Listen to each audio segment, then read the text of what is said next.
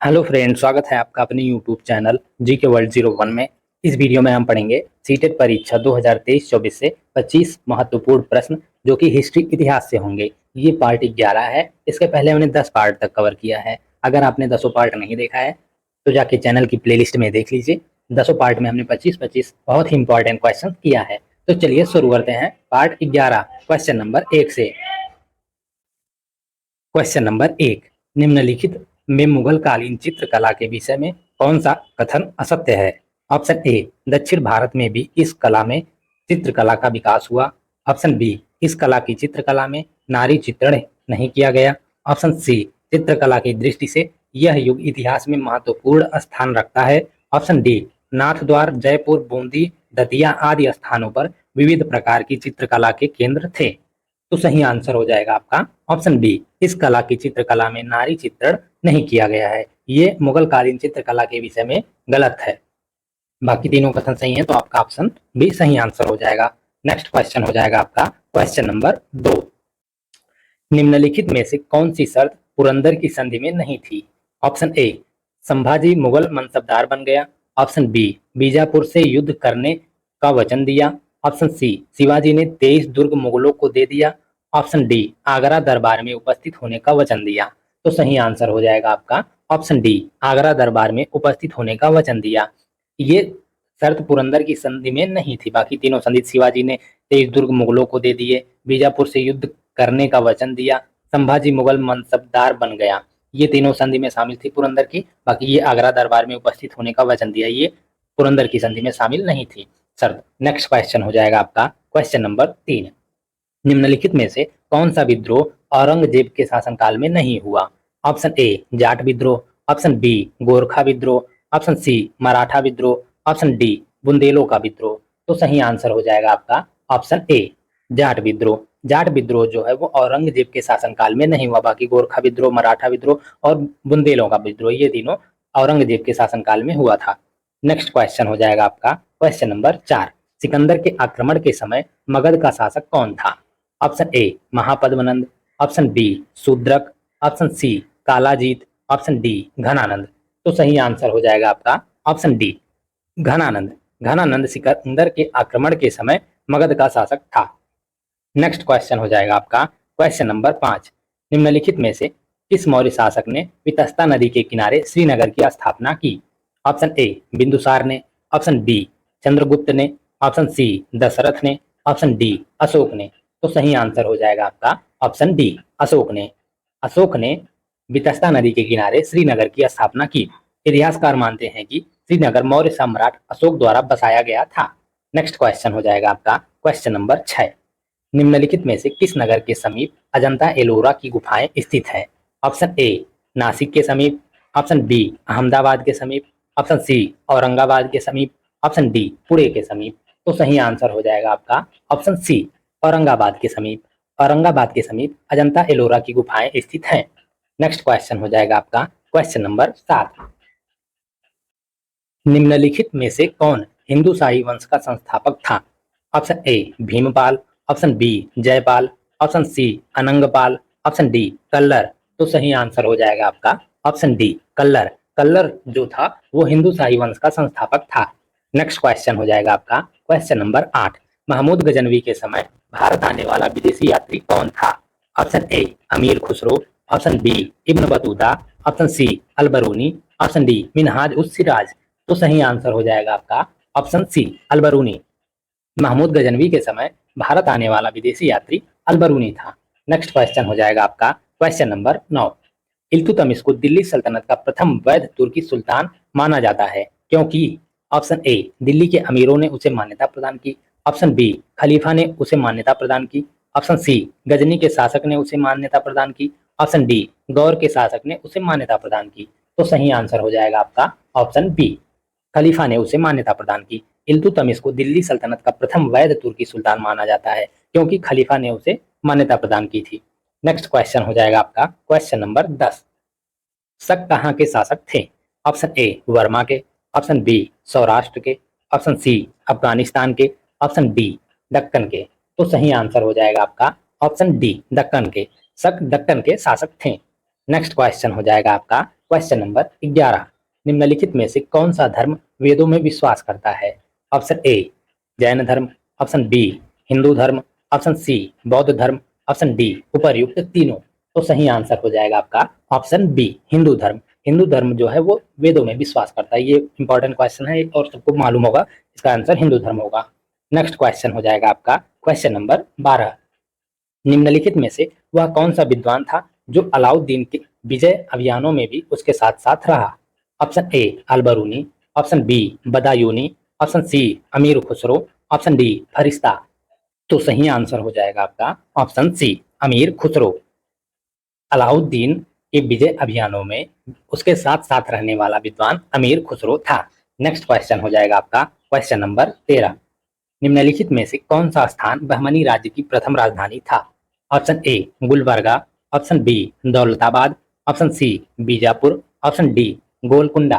तो सही आंसर हो जाएगा आपका ऑप्शन ए गुलबर्गा। गुलबर्गा बहमनी राज्य की प्रथम राजधानी था। नेक्स्ट क्वेश्चन हो जाएगा आपका क्वेश्चन नंबर 14, पेशवा कौन थे? ऑप्शन ए कोंकण के चित्पावन ब्राह्मण, ऑप्शन बी दीवगिरी के यादवों के वंशज, option C Bhonsle Maratha, option D Malvi Brahmin. तो सही आंसर हो जाएगा आपका ऑप्शन ए कोंकण के चित्पावन ब्राह्मण। कोंकण के चित्पावन ब्राह्मण जो थे वो पेशवा थे। नेक्स्ट क्वेश्चन हो जाएगा आपका क्वेश्चन नंबर 15, 1838 ईस्वी में त्रिपक्षीय संधि निम्नलिखित में से किस किस के बीच हुई?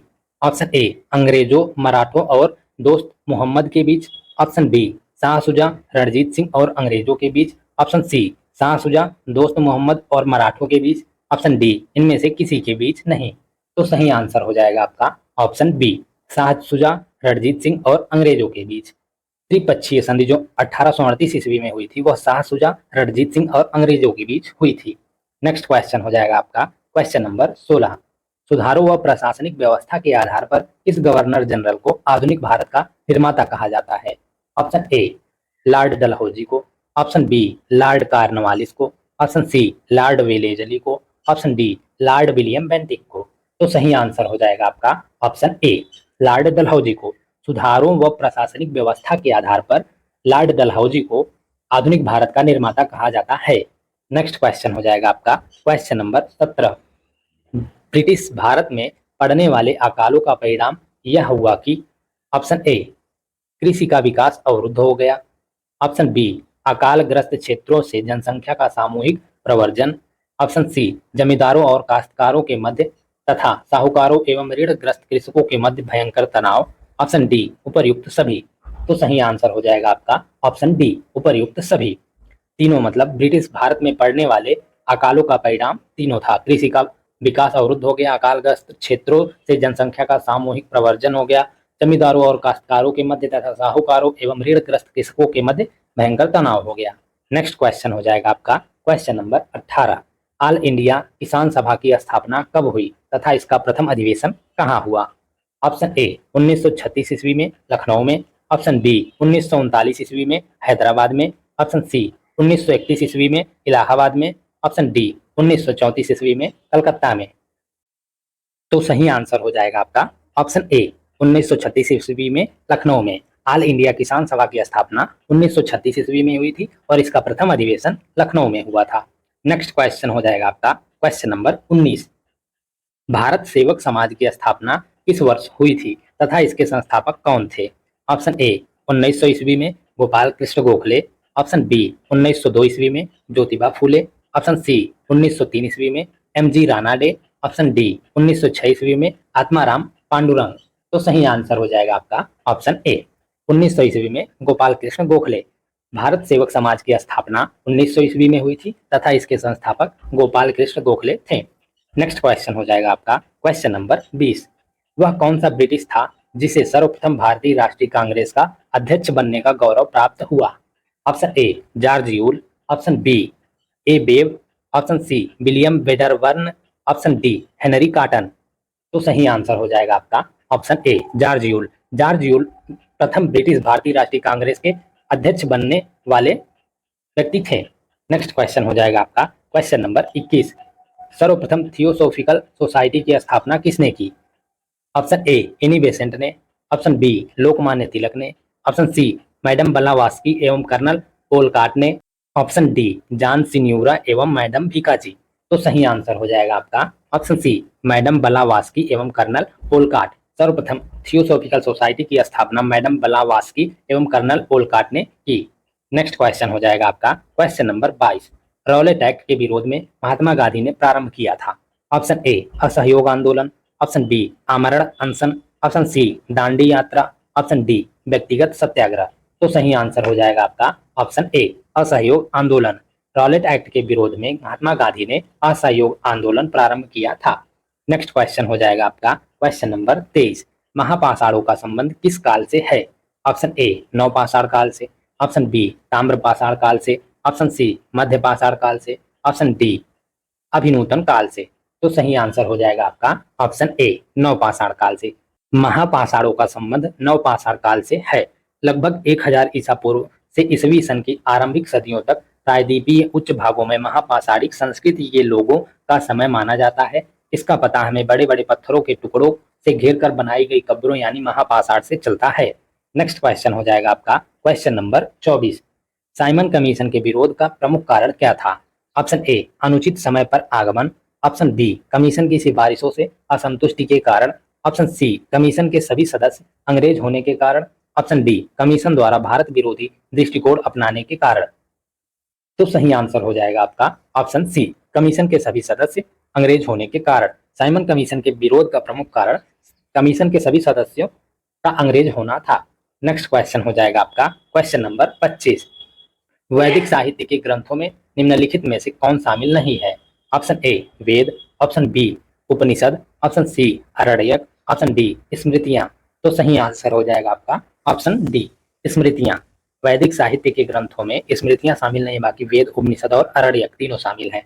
Thank you guys for watching. इस वीडियो में हमने सीटेट परीक्षा 2023-24 से 25 बहुत ही इंपॉर्टेंट क्वेश्चन जो कि हिस्ट्री इतिहास से थे हमने कवर किया है, उसका पार्ट 11। इसके पहले हमने 10 पार्ट तक कवर किया है इसी टॉपिक से। 10 पार्ट में हमने 25-25 इंपॉर्टेंट क्वेश्चन जो कि रिपीटेड क्वेश्चन इंपॉर्टेंट क्वेश्चन थे, प्रीवियस ईयर के क्वेश्चन थे, हमने कवर किया है। अगर आपने 10 पार्ट नहीं देखा है तो जाके चैनल की प्लेलिस्ट में देख लीजिए। सीटेट परीक्षा 2023-24 के नाम से प्लेलिस्ट बनी हुई है। इसके नेक्स्ट पार्ट में हम पार्ट 12 कवर करेंगे, उसमें भी हम 25 महत्वपूर्ण प्रश्न कवर करेंगे हिस्ट्री से ही। तो वीडियो में कंटिन्यूअस बने रहिएगा and thank you for watching.